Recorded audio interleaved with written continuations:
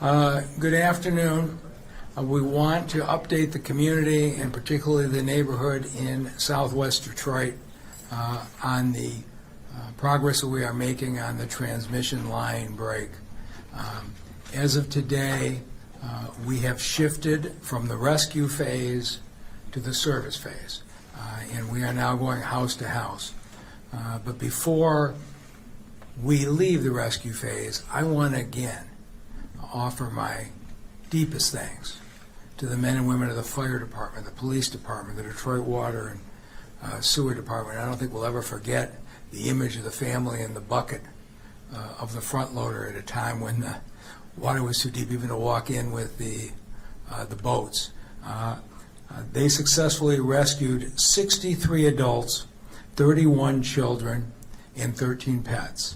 And the one gentleman who did go to the hospital for breathing problems, I've been updated, is in good shape and is expected to be released shortly. For anybody who saw the initial signs of the flood, that is truly remarkable, and we'll never be able to say thank you enough to everybody who responded, especially those guys who were out at 3 in the morning banging on doors, trying to get people out as the water was first rising. I think they prevented a much greater tragedy. Let me tell you where we stand right now. There are 398 houses in the emergency flood zone. We have 83 families staying in hotels right now. That's 296 individuals. I spent about an hour and a half in the neighborhood today talking to people. About 20% are in hotels. I would estimate another 20% are living, have moved in with somebody else, but about 60% of the residents, I would estimate, are still in their houses and are in the neighborhood, and you can see it's a very tight-knit neighborhood where people are pitching in together. We are doing very thorough assessments, and we know right now we have 72 houses without power, and this is a big part of why so many people have stayed. The great majority of houses still have power, and even a number of houses who have lost heat are living there with electric heaters. Getting that power restored, obviously, is a high priority. We have 190 houses with basement flooding and 174 with no heat. Obviously, those two numbers are heavily correlated. The basement flooding put the furnaces out. We are seeing the basement flooding dropping in the great majority of those households. Unless your drain is completely clogged, it is steadily slowing down. But almost half of our houses right now do not have their furnace working. I want to say thank you to every one of the volunteers that's out on the streets today, and all the city teams, the Department of Neighborhoods, the Health Department, and the like. It was cold out there, and you're walking down streets with piles of ice that you're having to navigate. But the people of this city are just remarkable. And I talk to people who are staying in their homes and are just going to continue to watch out for their neighbors as long as they've got power. They're going to be there. I was with one gentleman who I encouraged to move because his furnace wasn't working. And he has a large dog that has cancer. And he felt like the best way to care for the dog was to stay in the house, and so he's got electric heaters that he says is working for him now, and we're making sure that he has support there. And I met a number of folks who stayed in the hotel last night and were back in their house cleaning up today, but plan to return to the hotel this evening. And I think we're going to see that for a while.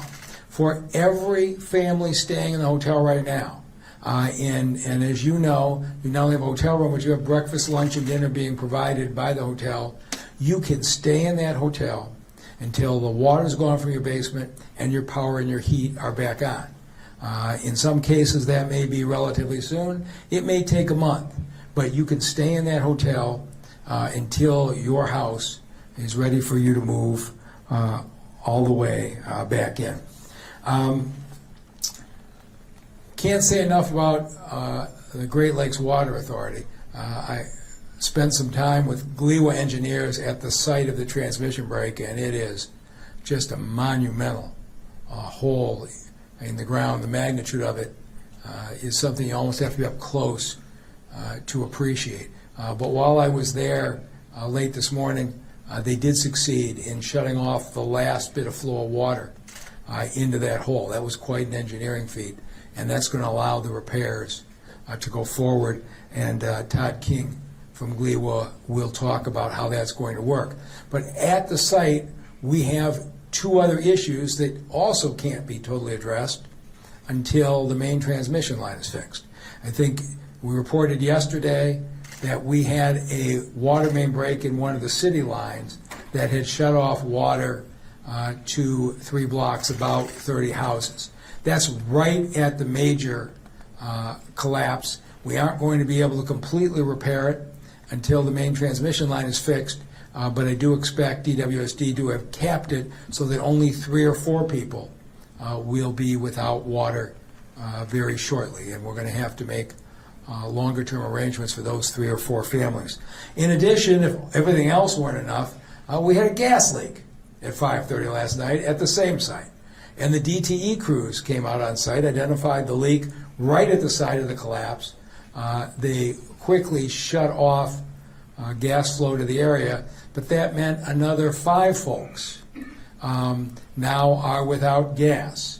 And I got a chance to talk to a couple of those families who, even when their gas was shut off, are staying in their house, and they said DTE dropped off multiple electric heaters for their house, and they were appreciative of DTE's response, and in light of that, they intended to stay. This is the story of these neighbors, one by one, is just remarkable, but I want to thank DTE for that quick response. I want to talk about what happens now. To every one of you with these 398 houses, we are going into full recovery mode, and that starts with a city inspector. There are right now on those streets 80 inspectors from the Building and Safety Department, from the Health Department, and the Fire Department.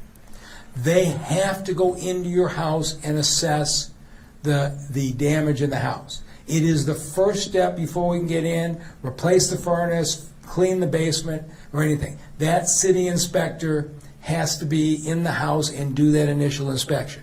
They're going to knock on your door. We're going to call you on the phone. If you're at the hotel, we will be asking you to make an appointment, because we're going to need you, if you are at the hotel, to come back and unlock the door for the inspectors.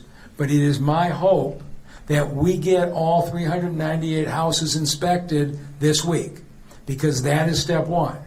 Step 2 is that Gary Brown and the Detroit Water and Sewer Department will have emergency contracts in place to start to do the repairs by Monday. These are the people who will drain your basement, who will repair or replace your furnace, who will clean it. But the contractors cannot come in if you don't have the city inspection complete. And so this is something that we cannot help you until you let us in the door. And if you want to schedule a time, or we haven't been in contact with you, we have the single phone number, 313-774-5261.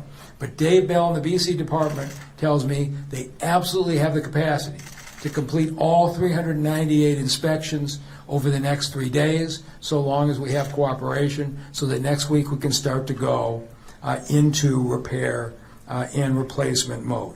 And as I say, I want to see contractors in the houses next week.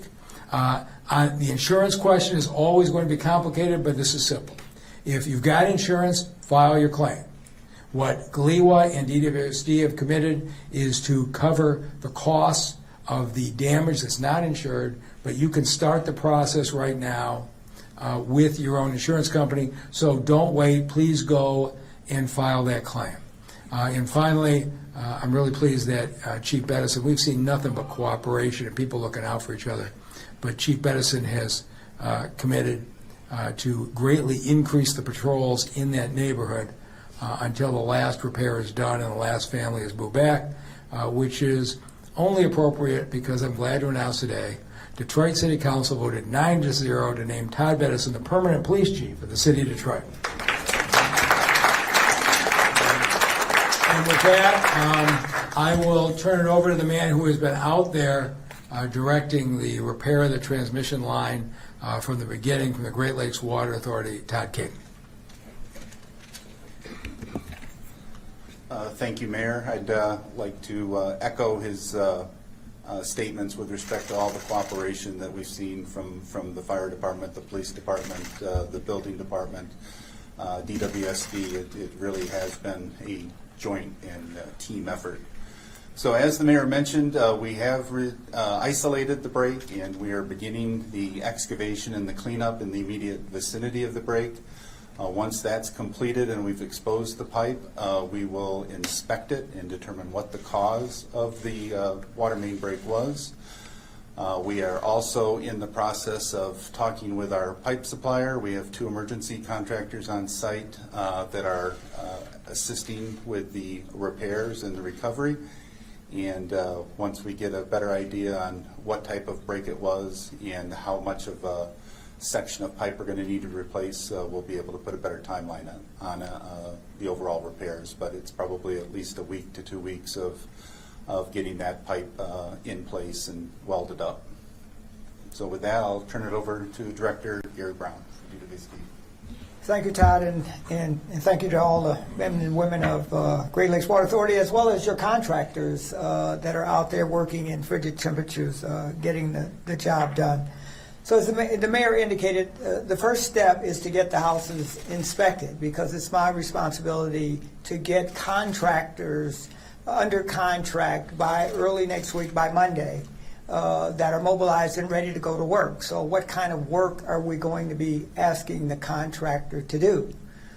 We want them to be able to dewater the basement. If the drains haven't allowed the water to get out of the basements, we're going to have to pump it out. We have to make sure that the homes have electrical systems that will allow our equipment to clean up the basements. We'll go in and bag up any trash that needs to go out to the curb. Certainly Ron Brunyard of DWSD will have his crews picking that trash up as quickly as we can get it out there. And again, we will sanitize the basements, make sure the furnaces are operating, make sure the electrical systems are operating, and make sure that the home is safe for people to move back in. And that all begins with the inspection of BC, our Buildings and Safety Department, the inspectors that are out there right now going door to door, doing an assessment so that we know which contractors to assign to what level of work that we find out there. So I'm hoping that within the next 6 weeks, we can have all of this behind us with regards to having everyone back in their home. That's our goal. We're going to shoot for that and make sure that that happens. Eva? Buenas tardes. Ponerme mi lente para poder ver. Hoy se salieron 80 inspectores de la ciudad tocando las puertas de los residentes que están en el área del impacto de la rotura del agua. Ellos necesitan poder entrar a su hogar para poder evaluar los daños que se hicieron. Para la semana que viene, esperamos que los contratistas puedan salir también a revisar los daños para comenzar a hacer los arreglos, pero necesitan poder tener prueba de que los inspectores salieron a hacer su evaluación. So, por favor, necesitan poder entrar a su casa y tener todo el papeleo necesario para seguir adelante. Así que si no han recibido ninguna información, no se han podido comunicar con nadie, sigan llamando al 313-774-5261. También todavía tenemos para poder ir a un hotel de noche, o si necesitan transportación, de nuevo llamen el teléfono para poder recibir toda la información y la asistencia. Gracias.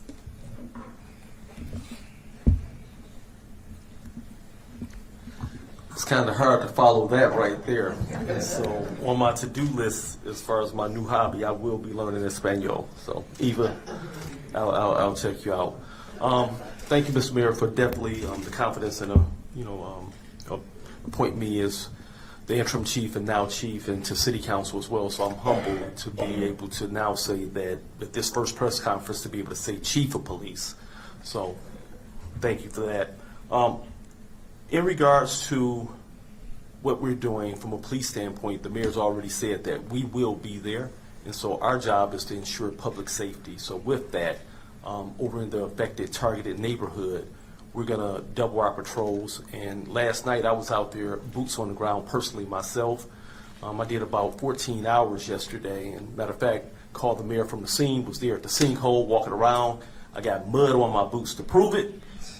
We have established our command post, and so you definitely will see an increased presence from law enforcement, but it is just there to just ensure public safety of the workers, and then just public safety of the general community as well. And of course, to any residents that find themselves in need, make sure, feel free to call 911, and we will be there to respond.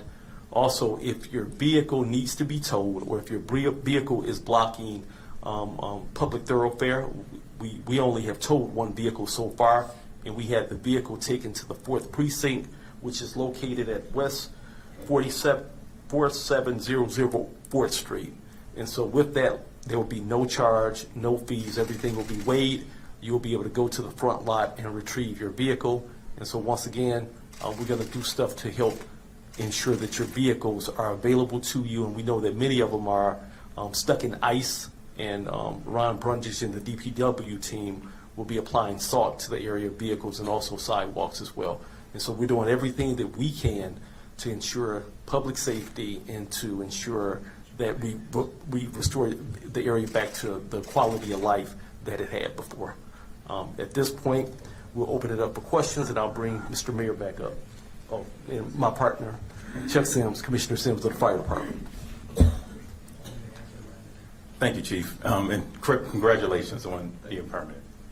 Pleasure. It's going to be a pleasure working with you. So, in regards to the fire department, once again, I just want to say thank you to all the men and women of the fire department and the collaboration that we had with all other department agencies. This is Detroit, so we had this problem. We came together as agencies, and we resolved it. We mitigated it, and this is just what we do. So my thank you goes out to Homeland Security, DPD, GSD, BC, Water Board. I hope I don't forget anybody, but just want to say thank you again, and the Detroit Fire Department will always be ready to respond. Thank you. All right, and I just want to acknowledge the presence of Sue Coffey, the GLEWA director. I got to say, in the 11 years that GLEWA has been in existence, I've had my issues. The leadership has never been stronger at GLEWA than we have right now. We're very fortunate to have that this week. With that, I'll take any questions. So we, go ahead. Hi, Mr. Mayor. Whitney Burney from Channel 7. Just a couple questions for you. Number one, we got a lot of calls this morning. People were confused, a little panicked with the water release. Was that communicated to residents that that was going to be going on? A lot of them thought the neighborhood was flooding again. Okay, so let me say this. By and large, the media has done an extraordinary job. But for a station to have reported without confirmation that flooding had started, you got to be more responsible than that. And so what the Great Lakes Water Authority has been doing is trying to figure out where the last bit of water coming in there was coming from, and they were turning different valves on and off until they successfully identified it.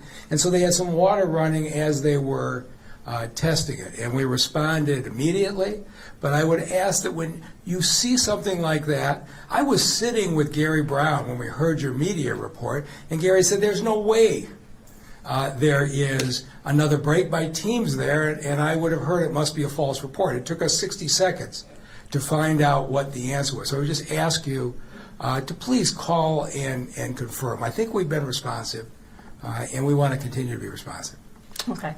The other question that I have for you, I know that you guys have talked a lot about some of the damages that'll be covered and how the city and GLEWA are working together to cover that financial responsibility. When it comes to renters, is that also something that'll be covered, specifically things that they lost, material, things like that? We'll work that out, but I would expect so. Okay, thank you.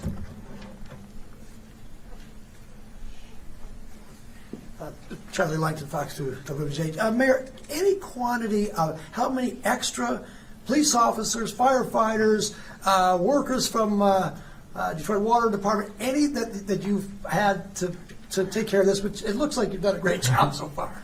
Yeah, you've been out there, Charlie. You probably count as well as I do, but it's been hundreds that we've had on the scene. And it's been amazing. When I run across a firefighter, they know what DWSD is doing. When I run across a DWSD person, they know where the police are going door to door. The communication between these groups has been tremendous. I don't know if you guys could even begin to estimate a number. It's a lot. Thank you. Nora Hall with the Detroit Free Press. A lot of residents have expressed concerns about not being able to pay their bills because they weren't able to go to work. For example, like their tools, if you're an electrician, were frozen, or someone's food truck was stuck in the water, frozen. Will entities also be covering those costs? Yeah, we're going to work through that. Right Okay. now, what we can do is we've got the Uber service, and we will get you to work. You'll be able to file a claim for everything. And that claim form will be available before the end of the week. So you'll be able to file a claim for those things, but right now, if you can't get to work or your tools are frozen, call the number and we will get out, we'll help you, and we will get you to work. Okay, thank you. Hi, Louis Aguilar, Detroit News. You know, this is described as a 54-inch water transmission pipe, but I don't know the technicality of what is that. Are there many transmission pipes? Are there many pipes of that size in the city? So thank you. Yeah, good question. So we have 800 miles. This is likely one stick of pipe, maybe two, maybe 40 feet of pipe that has to be replaced. So we have 800 miles over 8 counties. So transmission main, I always give this analogy, it's very much like those large electric towers that you see that we call electric transmission lines. They run cross-country, great distances. In that case, high voltage. For us, it's high pressure, large diameter. So is the size not unusual, or the fact that it's a transmission pipe as opposed to some other pipe? So the smaller pipes we call distribution mains, 12-inch line, run in front of people's homes, serve people, run through alleys, that type of thing. So there's a distinction there. It's very much like a freeway versus a local road. So you can think of it that way. Is it large? 54 inches. You know, we have 72. We have 96. We had a break on our 120-inch diameter pipe a couple years ago. So 36, 24, 54. Those are all in our wheelhouse. So who owns the pipe? Is it City- GLEWA or ci- the city? Yeah. It's, Let me see. Louis, you're asking a whole bunch of really good questions, and I have a bunch of engineers here, but let me try it in the way I see it as English. The huge transmission lines come from the pump station down on Jefferson, and they pump the water, Wayne County, Oakland County, Macomb County, huge regional lines.